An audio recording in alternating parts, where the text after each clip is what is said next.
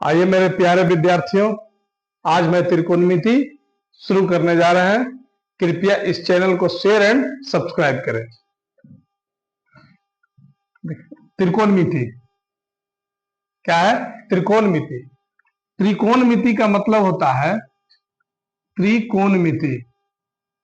त्रिकोणमिति त्रिकोणमिति का मतलब होता है, त्रि का मतलब तीन। कितना होता है? तीन। और कोण का मतलब होता है यहाँ पे भुजा। क्या होता है? भुजा। और मिति का मतलब यहाँ पे क्या होता है? माप। मिति का मतलब माप। मतलब हम कह सकते हैं कि त्रिकोणमिति में तीन भुजाओं का मापन होता है। किसका मापन होता है? तीन भुजाओं का मापन होता है। त्रिकोणमिति में तीन भुजाओं का मापन होता है। तो तीन भुजाओं का मतलब, तीन भुजा किसमें होता है? तो ट्रायंगल में होता है। किसमें होता है? ट्रायंगल में, त्रिभुज में। किसमें होता है? त्रिभुज में। तीन भुजा किसमें होता है? त्रिभुज में। लेकिन स्पेशली त्रिकोणमिति में हम समकोण त्रिभुज के बारे में अध्ययन करते हैं। किसके बारे में? किस त्रिभुज के बारे में अध्ययन करते हैं? समकोण त्रिभुज के बारे में। किस त्रिभुज के बारे में? समकोण त्रिभुज के बारे में। समकोण त्रिभुज के बारे में अध्ययन करते हैं। समकोण त्रिभुज के बारे में अध्ययन करते हैं। किस त्रिभुज के बारे में अध्ययन करते हैं? समकोण त्रिभुज में। अब यहां से त्रिकोणमिति का बात जब चालू हुआ तो त्रिकोणमिति भी एक प्रकार से मैथ का चैप्टर है। तो सबसे पहली बात होता है कि सर मैथ का पिता किसको कहते हैं? Father of mathematics. मैथ का पिता किसको कहते हैं? Father of math. Father of math बोला जाता है आर्किमिडीज को। किससे बोलते हैं? आर्किमिडीज को। फादर ऑफ मैथ किसे बोलते हैं? आर्किमिडीज को। फादर ऑफ मैथ किसे बोलते हैं? आर्किमिडीज को। आर्किमिडीज मैथ का पिता है। लेकिन सर यहाँ पे त्रिकोणमिति का बात चल रहा है, तो त्रिकोणमिति में त्रिकोणमिति का पिता कौन है? तो अगर फादर ऑफ ट्रिगो की बात बोला जाए, फादर ऑफ ट्रिगो का बात किया जाए, फादर ऑफ ट्रिगो का बात किया जाए तो फादर ऑफ ट्रिगो का बात किया जाए तो ट्रिगो का फादर होता है हिप्पोकार्पस। हिप्पोकार्पस कौन है? हिप्पोकार्पस। फादर ऑफ ट्रिगो का पिता कौन है? तो हिप्पोकार्पस। क्या है? कौन है फादर ऑफ ट्रिगो का पिता? कौन है? हिप्पोकार्पस। अब बात आया कि सर मैथ का पिता तो आर्किमिडीज हो गए, ट्रिगो का पिता हिप्पोकार्पस हो गए, लेकिन त्रिकोणमिति में कुछ ऐसे ऐसे गणितज्ञ हैं जो इसमें कुछ न कुछ योगदान दिए। तो अगर आपसे पूछ लिया जाए कि ट्रिगो में योगदान देने वाले गणितज्ञ कौन कौन थे, तो ट्रिगो में योगदान देने वाले गणितज्ञ जो हैं, ट्रिगो में योगदान देने वाले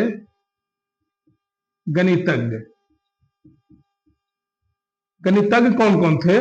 तो सर ट्रिगो में योगदान देने वाले गणितज्ञ हैं, जिसमें पहला का नाम है थेल्स। क्या नाम है?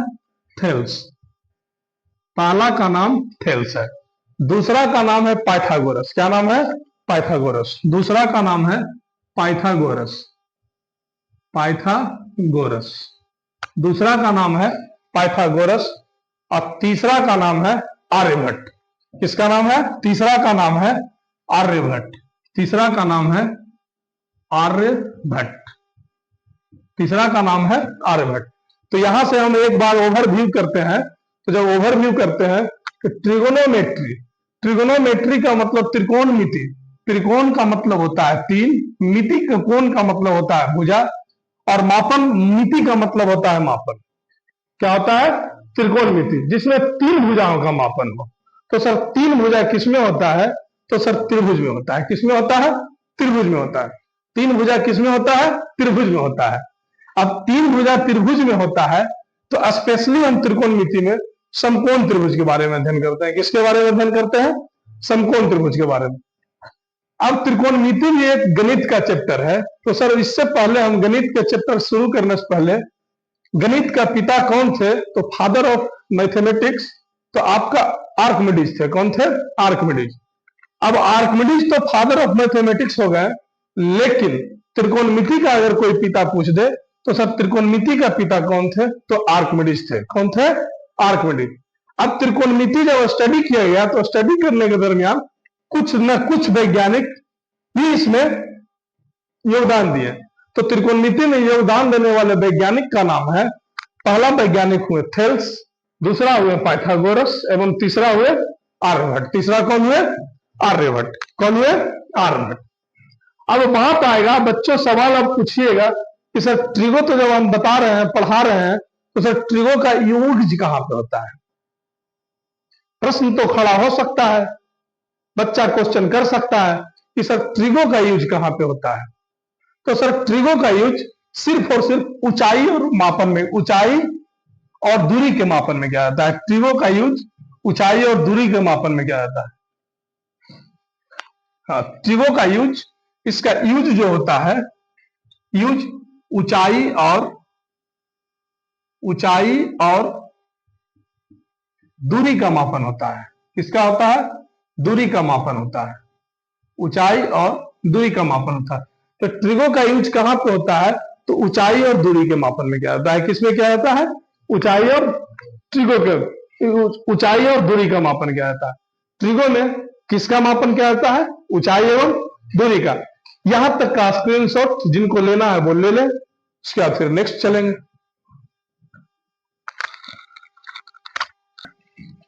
ये कट रहा था, है कि ना? तो जब ये कट रहा था तो ट्रिगो में योगदान देने वाले गणितज्ञ कौन कौन है? तो सबसे पहला का नाम है थेल्स। क्या नाम है? थेल्स। पहला का नाम है थेल्स, थेल्स। दूसरा का नाम है पाइथागोरस और तीसरा का नाम है आर्यभट्ट। आर्यभट्ट, तीसरा का नाम है आर्यभट्ट। यहां से स्क्रीनशॉट ले सकते हैं। अब आगे चलते हैं। इसमें आगे चलते हैं तो सबसे पहली बात होता है कि इसमें 6 चीजों को याद रखना होता है, जिसको हम लोग बोलते हैं रेशियो ऑफ त्रिकोणमिति। क्या बोलते हैं? इसमें 6 चीजों का याद रखा जाता है, जिसमें आपको पूछा जाएगा कि सर इसमें 6 चीज क्या क्या चीज का याद किया जाता है, तो जिसको हम बोलते हैं रेशियो त्रिकोणमिति। हिंदी में बोला जाता है त्रिकोणमितीय अनुपात। क्या बोला जाता है? त्रिकोणमितीय अनुपात। क्या बोला जाता है? त्रिकोणमितीय अनुपात। तो त्रिकोणमितीय अनुपात स्टार्ट किया जाए।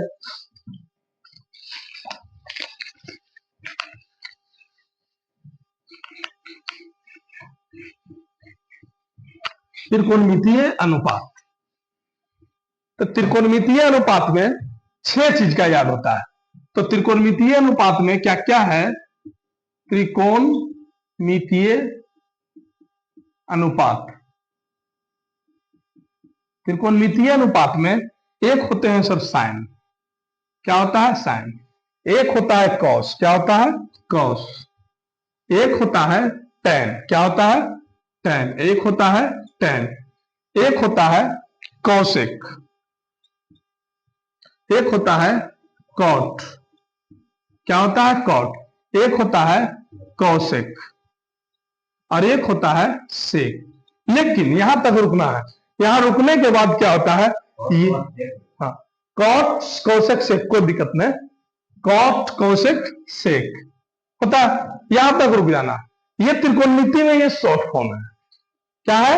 ये जो 6 रेशियो लिखा हुआ है त्रिकोणमिति का, ये त्रिकोणमिति में शॉर्ट फॉर्म है। ये शॉर्ट में लोग त्रिकोणमिति जब हल करना शुरू किए तो इसको पूरा लिखने के लिए लिखा नहीं, इसको शॉर्ट फॉर्म में लिखा गया।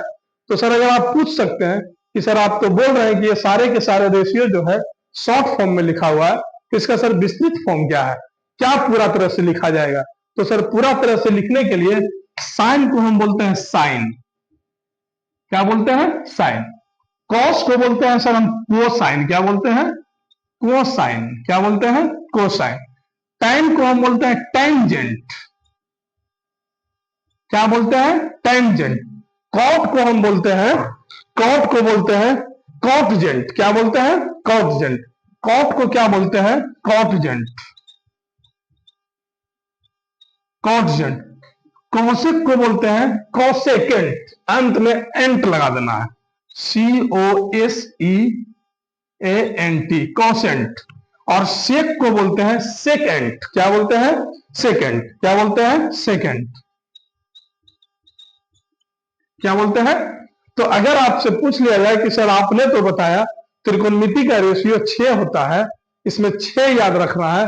पहला का नाम होता है सर साइन, दूसरा का नाम होता है कॉस, तीसरा का नाम होता है टेन, और चौथा का नाम होता है कॉट, पांचवा का नाम होता है कॉसेक, और छठा का नाम होता है सेक।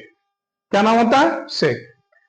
अब साइन का पूरा नाम लिख सकते हैं हम सर साइन। क्या लिख सकते हैं? साइन। कॉस को पूरा लिख सकते हैं हम कोसाइन। क्या लिख सकते हैं? कोसाइन। टेन को हम पूरा लिख सकते हैं टेंजेंट। क्या लिख सकते हैं? टेंजेंट। कॉट को पूरा लिख सकते हैं कॉटजेंट। क्या लिख सकते हैं? कॉटजेंट। क्या लिख सकते हैं? कॉटजेंट। कॉसेक को लिख सकते हैं कॉसेंट। क्या लिख सकते हैं? कॉसेंट। सेक को लिख सकते हैं सेकेंड। क्या लिख सकते हैं? सेकेंड। अब यहां तक भी बात नहीं रुकेगी। अब बात फिर आगे बढ़ेगा, तो सर फिर बात आगे बढ़ेगा। तो आप लोगों ने सब फिजिक्स में पढ़ा होगा कि सर ये तीनों का हिंदी, तो साइन को हिंदी में क्या बोलते हैं? तो सर साइन को हिंदी में बोलते हैं जया। क्या बोलते हैं? जया। क्या बोलते हैं साइन को हिंदी में? जया। अगर कॉस को हिंदी पूछ लिया जाए, तो सर कॉस को हिंदी पूछ लिया, ये बात बहुत कम लोग बताते हैं। ये बात कम लोग इसलिए बताते हैं कि सर नॉर्मल में साइन को साइन, कॉस को कॉस, टेन को टेन, लेकिन साइन का अगर हिंदी पूछ लिया जाए तो सर होता है जया। अगर आपसे कॉस का हिंदी पूछ लिया जाए तो को जया होता है। क्या होता है? को जया। क्योंकि कॉस जो होता है साइन का असिस्टेंट का फॉर्म में है, साइन तो कोसाइन हुआ कि नहीं हुआ? तो एक प्रकार का असिस्टेंट है। क्या है? तो अगर कॉस को हिंदी पूछ लिया जाए तो सर होता है को जया। क्या होता है? को जया। इसी जगह अगला बार में पूछ लिया जाए सर टेन का हिंदी क्या होता है, तो सर टेन का हिंदी होता है स्पर्श जया। क्या होता है? स्पर्श जया। क्या होता है? स्पर्श, स्पर्श जया, स्पर्श जया। क्या होता है? स्पर्श जया। यहां तक तो समझ लिए। तो साइन का हिंदी क्या होता है? तो जया। कॉस का हिंदी क्या होता है? तो सर को जया। टेन का हिंदी क्या होता है? तो सर स्पर्श जया। क्या होता है? स्पर्श जया।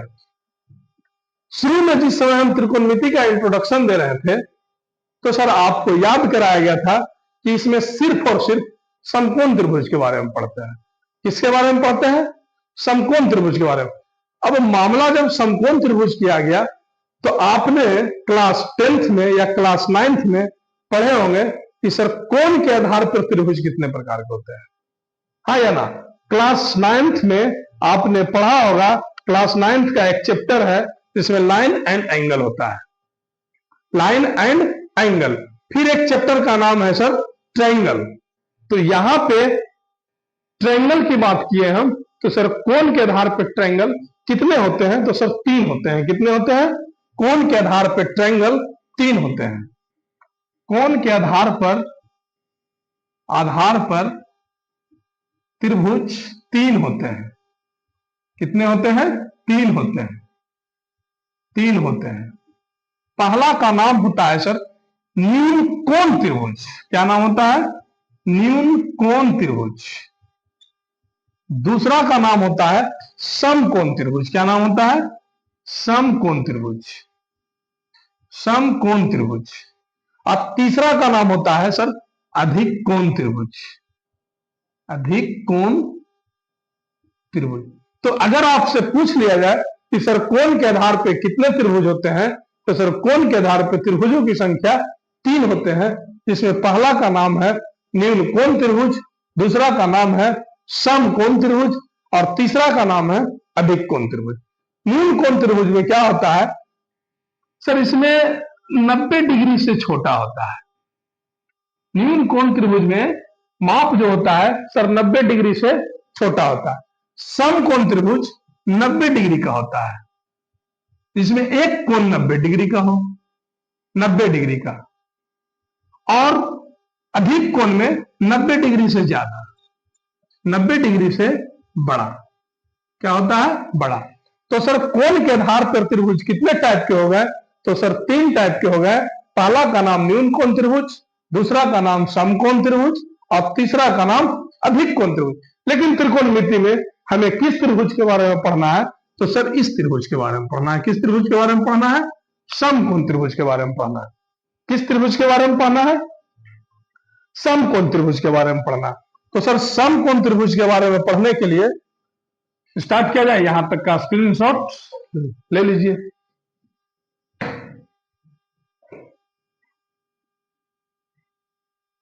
तो स्क्रीनशॉट हो गया होगा। तो समकोण त्रिभुज में 90 डिग्री के बारे में पढ़ना होता है। तो समकोण त्रिभुज में एक कोण कितना डिग्री का हो? 90 डिग्री का हो। समकोण त्रिभुज में एक कोण 90 डिग्री का हो, बाकी कुछ भी हो, लेकिन हाँ कंडीशन अप्लाई, 90 से बड़ा नहीं होना चाहिए। 90 से जब बड़ा हो जाएगा एक कोण तो सर वो कौन सा त्रिभुज कहला जाएगा? अधिक कोण। तो समकोण त्रिभुज के बारे में अब शुरू किया जाए। तो समकोण त्रिभुज, हाँ जी, साइन का अपोजिट क्या? साइन का पूरा नाम साइन, कॉस का कोसाइन, टैन का टैंजेंट, कॉट का कॉजेंट, कोसेक का कोसेंट, सेक का सेकेंड। हिंदी इसका होता है सर जया, इसका हिंदी होता है कोजया और इसका हिंदी होता है स्पर्शजया। अब समकोण त्रिभुज के बारे में पढ़ा जाए।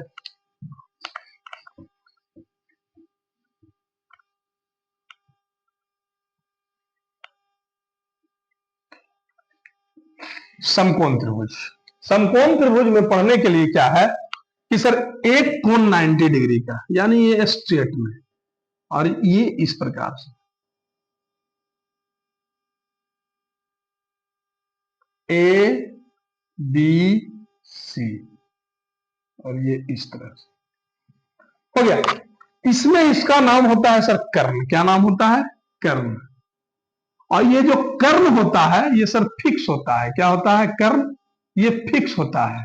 कर्ण जो होता है फिक्स होता है। जिस प्रकार से महाभारत में कुंती के सबसे बड़े पुत्र कर्ण थे, उसी प्रकार से समकोण त्रिभुज में सबसे बड़ी भुजा कौन होता है? सर कर्ण होता है। तो महाभारत में कुंती के सबसे बड़े पुत्र कौन थे? कर्ण। क्योंकि पर्दे के पीछे से तो कर्ण थे बड़ा, लेकिन यहां पे समकोण त्रिभुज में सबसे बड़ी भुजा कौन होता है? तो सर कर्ण होता है। कर्ण जो होता है समकोण त्रिभुज में ये फिक्स होता है। ये फिक्स है। बदलेगा कौन? तो सर ये बदलेगा और ये बदलेगा। तो यदि यहां पे हम थीटा दे दिए तो सर इसको बोलते हैं लंब। क्या बोलते हैं? लंब। इसको क्या बोलेंगे? तो सर बोलेंगे आधार। क्या बोलेंगे? आधार। क्या बोलेंगे? आधार। ये हो गया सर कर्ण, ये हो गया लंब, ये हो गया आधार। तो समकोण त्रिभुज में सबसे बड़ी भुजा कौन होता है? तो सर कर्ण होता है। और सब उसके बाद चेन कौन होता है? तो एक लंब और एक आधार। एक लंब और आधार। फिक्स कौन सा साइड होता है? तो सर कर्ण। कौन होता है? फिक्स कौन सा साइड होता है? तो कर्ण होता है। अब बात आया समकोण त्रिभुज की, जरा परिचय देख लिया जाए। किस प्रकार से पकड़ सकते हैं, बता सकते हैं, पूछ सकते हैं कि बताइए ये समकोण त्रिभुज है या नहीं। तो अगर हम इस जगह एक फोटो बना लेते हैं, एक फिगर बनाते हैं, एक फिगर ड्रॉ करते हैं और आप लोग को बताना है कि क्या ये समकोण त्रिभुज है या नहीं। तो समकोण त्रिभुज है या नहीं?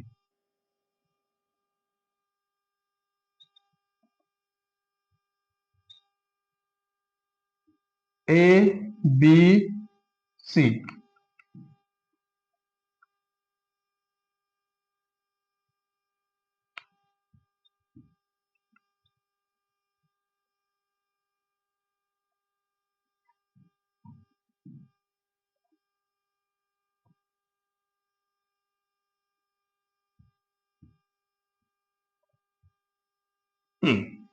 अब इन तीनों फिगर्स में आपको यह बताना है कि सर इनमें समकोण त्रिभुज कौन है। तो बात आया कि सर इनमें समकोण त्रिभुज कौन है, तो बात जब प्रश्न उठेगा तो सर देखिए हर ट्रायंगल में हम एक एंगल का वैल्यू 90 डिग्री दिया हुआ है। क्या दिया हुआ है? 90 डिग्री दिया हुआ है। लेकिन बच्चा पकड़ेगा, बच्चा को नहीं बताया गया कि समकोण त्रिभुज किस प्रकार से पहचाना जाए। यहां तो सर बता दिए, बच्चा तो काउंटर प्रश्न पूछ सकता है कि सर आपने तो बताया कि समकोण त्रिभुज उसे कहते हैं जिसका एक कोण 90 डिग्री का हो, लेकिन सर 90 डिग्री का हो तो सर बताइए इस त्रिभुज में भी तो एक कोण 90 डिग्री है, तो आपके हिसाब से यह भी समकोण त्रिभुज होगा। इस ट्रायंगल में भी तो एक 90 डिग्री है, तो आपके हिसाब से यह भी 90 डिग्री होगा, तो यह भी एक समकोण त्रिभुज है। लेकिन इसमें भी एक है 90 डिग्री, तो यह भी समकोण त्रिभुज है। लेकिन सर बच्चा यहीं पे गच्चा खा जाता है कि सर मास्टर साहब तो बताए कि सर समकोण त्रिभुज में एक कोण 90 डिग्री का होता है, लेकिन मास्टर साहब ये नहीं बताए कि सर 90 डिग्री एक दूसरे के परपेंडिकुलर होता है। क्या होता है? लंबवत होता है। क्या होता है? लंबवत होता है। तो सर बताइए यहां पे एक कोण 90 डिग्री है, तो ये लंबवत है? लंबवत नहीं है। तो सर लंबवत नहीं है तो ये समकोण त्रिभुज नहीं है। यहां पे आइए सर, ये देखिए यहां पे 90 डिग्री क्या है सर? लंबवत है। तो लंबवत है तो ये कैसा है? तो सर ये समकोण त्रिभुज है। क्या है?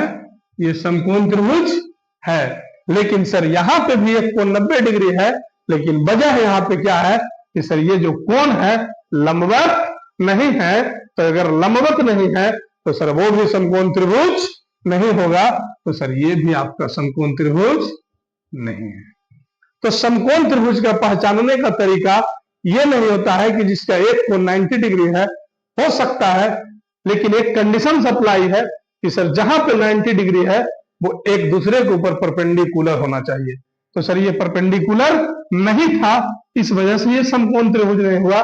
लेकिन ये परपेंडिकुलर था, इस वजह से ये समकोण त्रिभुज हो गया। लेकिन ये नहीं था, ये भी समकोण त्रिभुज नहीं हुआ। तो स्क्रीनशॉट ले लिया जाए।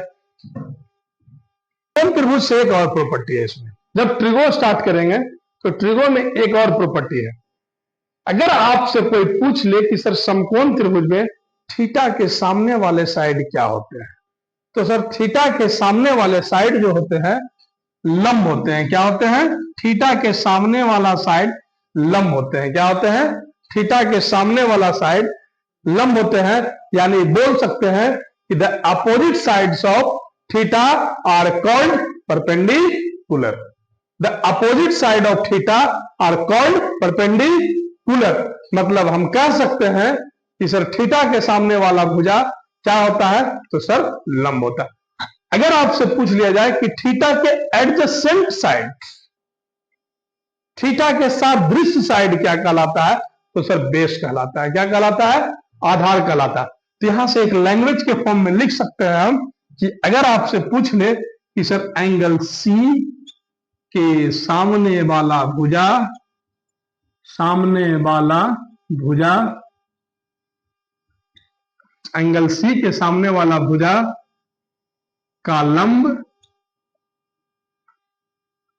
को लंब कहते हैं। यानी एंगल सी के सामने वाला भुजा लंब है। क्या है? लंब है। यानी थीटा के सामने वाला भुजा लंब कहलाता है।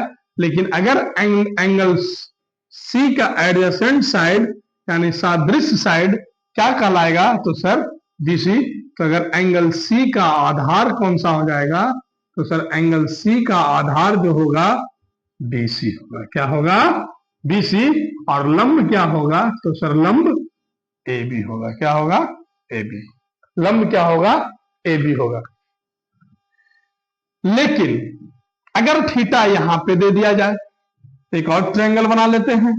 तो सर एक और ट्रायंगल जब बना लेते हैं तो एक और ट्रायंगल, तो ए बी सी।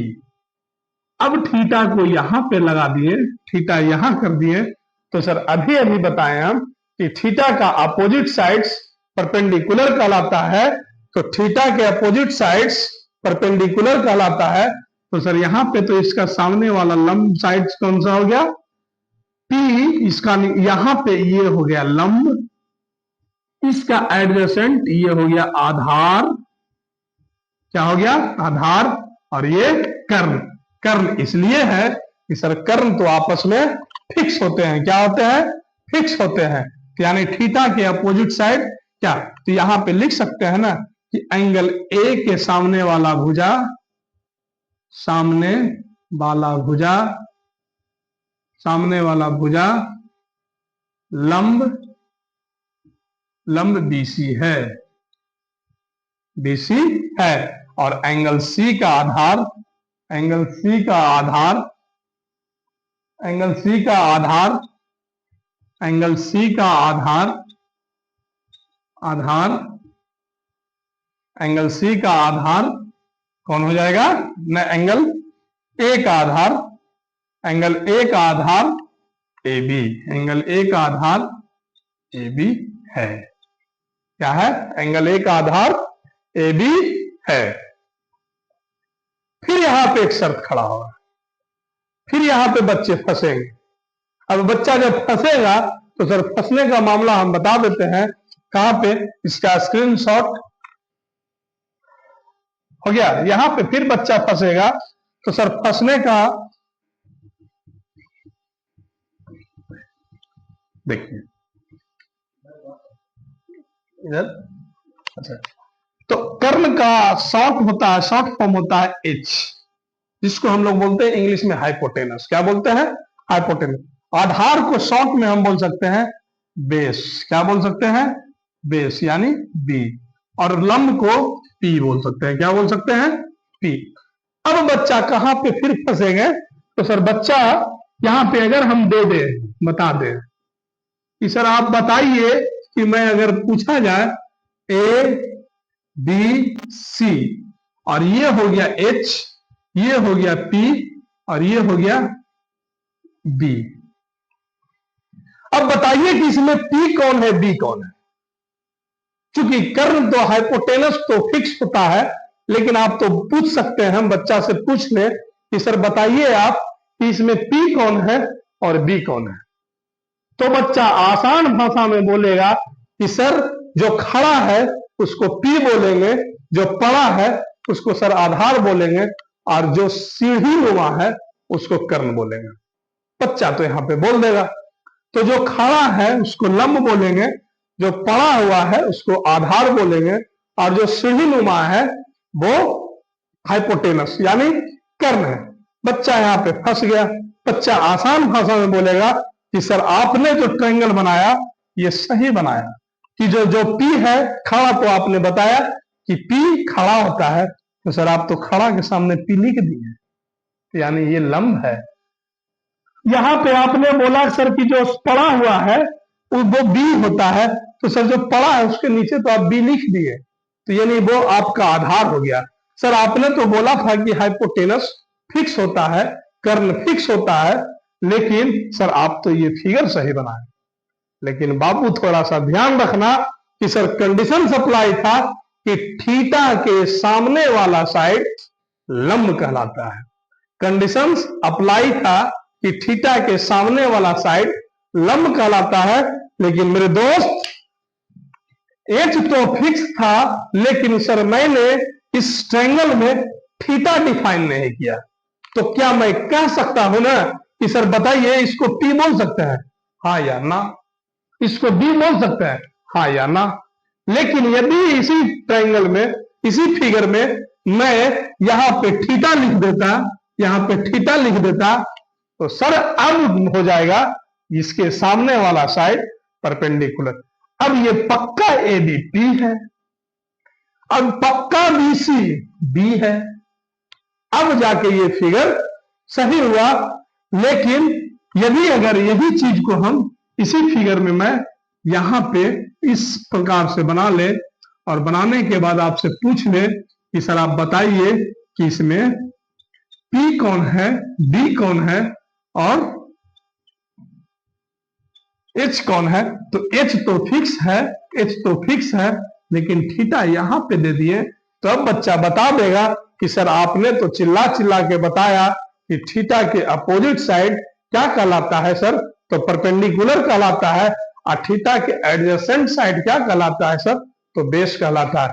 तो यहां तो मैंने थीटा डिफाइन कर चुका, तो सर थीटा डिफाइन किए, तो इस थीटा के अनुसार इसके अपोजिट साइड यानी टी हो जाएगा सर ये, और ये हो जाएगा आपका डी। क्या हो जाएगा? डी। यहां तक क्लियर? एक दो क्वेश्चन करा देंगे।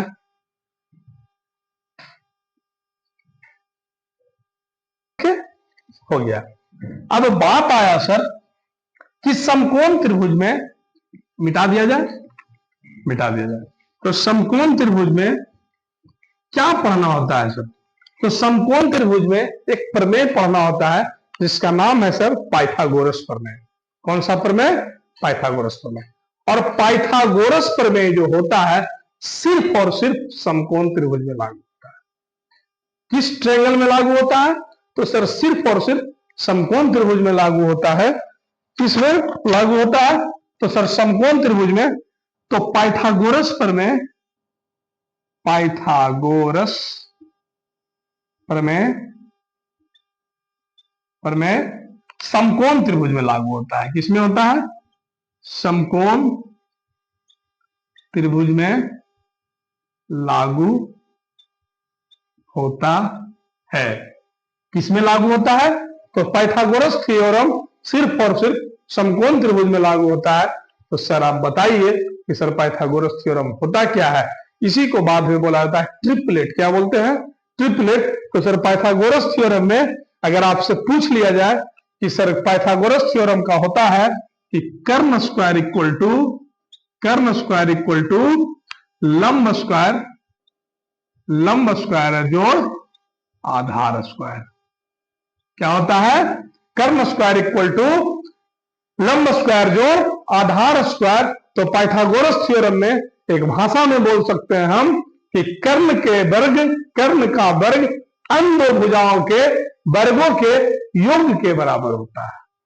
तो अगर आपसे पूछ लिया जाए कि सर पाइथागोरस थ्योरम को किस प्रकार से बोल सकते हैं लैंग्वेज के फॉर्म में, तो सर लैंग्वेज के फॉर्म में पाइथागोरस थ्योरम को बोल सकते हैं कि कर्ण का वर्ग अन्य दो भुजाओं के वर्गों के योग के बराबर होता है। तो यही ना है, वर्ग के योग के बराबर है। तो यानी कह सकते हैं कि कर्ण स्क्वायर इक्वल टू लंब स्क्वायर जोड़ आधार स्क्वायर। तो अगर आपसे पूछ लिया जाए कि सिर्फ कर्ण इक्वल टू क्या होता है, तो सर लिख सकते हैं ना लंब स्क्वायर, लंब स्क्वायर जोड़ आधार स्क्वायर। क्या होता है? लंब स्क्वायर जोड़ आधार स्क्वायर। तो कर्ण स्क्वायर इक्वल टू क्या फार्मूला होता है? लंब स्क्वायर जोड़ आधार स्क्वायर, लंब स्क्वायर जोड़ आधार स्क्वायर। कर्ण इक्वल टू क्या फार्मूला होता है? अंडर रूट लंब स्क्वायर जोड़ आधार स्क्वायर।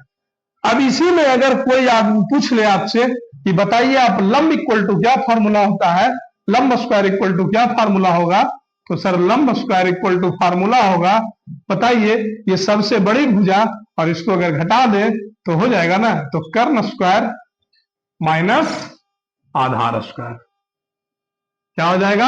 आधार स्क्वायर। अगर इसी जगह आपसे पूछ लिया जाए आधार स्क्वायर इक्वल टू क्या फार्मूला होगा, आधार स्क्वायर इक्वल टू क्या फार्मूला होगा, तो बोल सकते हैं ना कर्ण स्क्वायर माइनस लंब स्क्वायर। क्या बोल सकते हैं?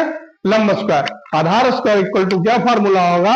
कर्ण स्क्वायर माइनस आधार स्क्वायर। इसी को रूट से हटाएंगे, बाहर करेंगे, तो लंब इक्वल टू बोल सकते हैं अंडर रूट कर्ण के स्क्वायर माइनस आधार के स्क्वायर। यहां से सर स्क्वायर को हटाएंगे तो सर रूट में चला जाएगा और इसको बोल सकते हैं अंडर रूट कर्ण स्क्वायर माइनस आधार स्क्वायर। एक क्वेश्चन का प्रैक्टिस कर लिया जाए, एक क्वेश्चन का प्रैक्टिस कर लिया जाए। अगर हम आपको एक स्ट्रिंग लिख देते हैं, बताइए सर कि 3, 4, 5 क्या ये समकोण त्रिभुज का पाइथागोरस फॉलो करता है या नहीं करता है, तो सर आप चेक कर सकते हैं कि पाइथागोरस फॉलो करता है या नहीं करता है। तो अभी ने बताया कि कर्ण स्क्वायर, कर्ण का वर्ग अन्य दो भुजाओं के वर्गों के योग के बराबर होता है। अभी एक लाइन बताए थे हम कि जिस प्रकार से महाभारत में कुंती का सबसे बड़े पुत्र कर्ण थे, उसी प्रकार से समकोण त्रिभुज का सबसे बड़ी भुजा कर्ण होता है। तो इस सीरीज में आप देख लीजिए कि सबसे बड़ी भुजा कौन है, तो सर सबसे बड़ी भुजा 5 है। तो आपको बताए थे कि 5 का स्क्वायर बराबर 3 के स्क्वायर प्लस 4 के स्क्वायर यानी 25 और इक्वल टू 9 प्लस 16 यानी 25 बराबर 25। तो अतः हम कह सकते हैं कि सर ये जो सीरीज दिया हुआ है पाइथागोरस रूल को फॉलो करता है। और इसको अगर गणित में बोला जाए तो इसको बोलते हैं त्रिक नियम। क्या बोलते हैं? त्रिक नियम। क्या बोलते हैं? त्रिक नियम। क्या बोलते हैं? त्रिक नियम। क्या बोलते हैं? त्रिक नियम। इंग्लिश में ट्रिपलेट रूल। क्या बोलते हैं? ट्रिपलेट बोलते हैं। क्या बोलते हैं? ट्रिपलेट। तो अतः ये हम कह सकते हैं ये पाइथागोरस को फॉलो करता है और यह त्रिक नियम में आता है और अतः यह समकोण त्रिभुज है। बच्चों बाकी कल इस चैनल को शेयर एंड सब्सक्राइब करें। द सक्सेस जोन हरनौत के चैनल को शेयर एंड सब्सक्राइब करें। बाकी कल। धन्यवाद।